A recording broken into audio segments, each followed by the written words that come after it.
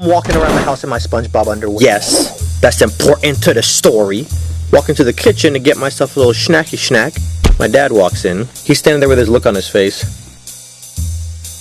What's wrong with you? I just got a new engine for my Beamer. You want a cookie? Let's go. What do you mean? You need to see what all this power is like. You're driving around your little Toyota Corolla. You need to see what it's like to have a real man's car. Let's go. I spent a lot of money on this engine. Okay, let me go put some pants on. Let's go. Dad, I'm not getting in the car in my underwear. You're not getting out of the car. You're getting in the car, driving up the street, and coming back. Okay, I'm just gonna get the keys. Open the front door, peek out. No TMZ. I start sneaking to the car like this is Metal Gear Solid. He's following behind me all slow, shaking his head like I have raised an idiot. So we get in the car, and there's this long stretch of road from the entrance of my development to the first house in the development. So I start driving to leave the neighborhood. Punch it. Dad, we're still in the neighborhood. I said, punch it. We're still technically in the neighborhood, so maybe, how about no? Stop being a little punk. Punch it. Okay. Ooh, wow, Dad, that's a nice engine you got there, bro. You're such a little wimp. Turn the car around. I get to the entrance, turn around, punch it. Okay, Dad. Ooh, OMG-ness. This is broing my mind. Can we go home now? No, you're such a little punk. Floor it. Pedal to the metal. You know what that means? Okay, old man. So you have chosen death. And I go full Dominic Toretto.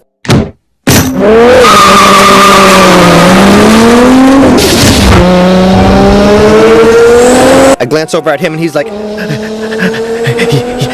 get to the entrance, turn around. Get to the first house, turn around.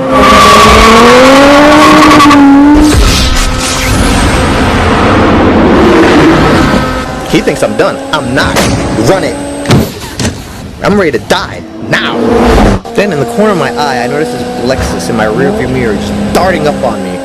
So I start slowing down. This dude comes from behind me and busts like a 90. Low-key freaking out because this guy's blocking the road in both directions. This guy gets out, slams his door. Do you have any idea? Then he looks at me, and he sees me in my extra medium SpongeBob tidy whities. Do you have any idea what are you doing? My kids are playing in the driveway.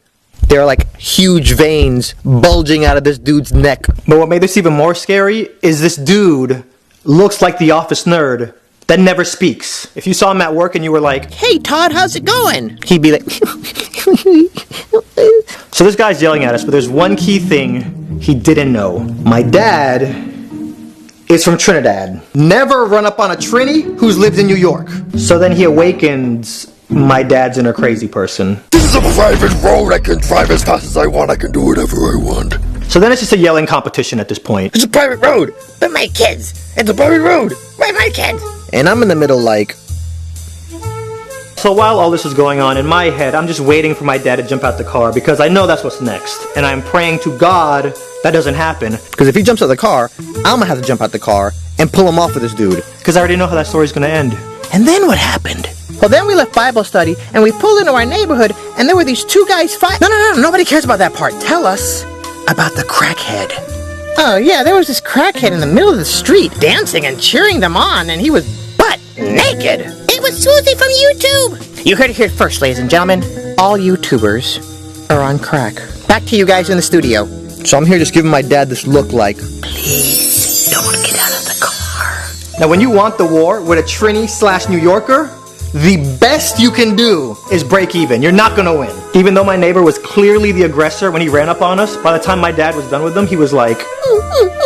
So then my neighbor stomps back to his car and then takes off back to his house. And I'm like, Dad, he's right. Well, he should keep the kids inside the house because kids don't even play outside no more. See, I know he's still mad, and I'm not trying to argue, so I just dead it right there. Talk to me nice. Not for nothing, my dad was the representative during that whole altercation, because I didn't say anything the entire time. because you never know the ripples that your action caused. I've seen the movie Butterfly Effect. I know how this works. Actually, I never saw the movie, but I saw the trailer and I kind of know what the movie's about. I just didn't want this to be how our neighbor remembers us. So, I get home, go inside, put on some clothes, and then drive over to my neighbor's house. I pull up and his kids are still outside. Get out the car and I kind of see that his garage is open. So I start walking to the garage. His son is in the grass playing with a ball, and as soon as he sees me, he's like... So I start walking around to the garage and I can see the dad in the garage, and you could tell he's still mad by his body language. So then I yell out to him like, "Excuse me, sir?" And he turns, and when he sees it's me, he goes... This man looked at me like I was the Terminator coming for him and his unborn child.